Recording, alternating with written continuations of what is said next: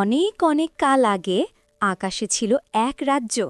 তার রাজা ছিল চাঁদের রাজপুত্র, নাম ছিল অরিন। বাদী চাঁদ রাজপুত্র মানে সত্যি সত্যি মানুষ ছিল নাকি?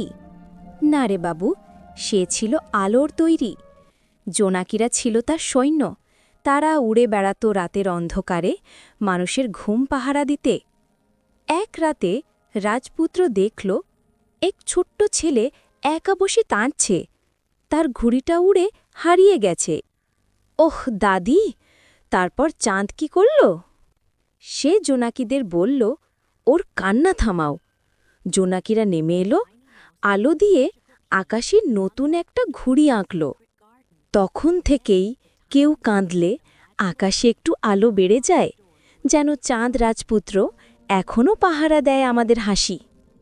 তাই আজ চাঁদ এত উজ্জ্বল, তাই না দাদি? হ্যাঁ রে, হয়তো আজও কোনো শিশুর মন খুশিতে নেচে উঠেছে।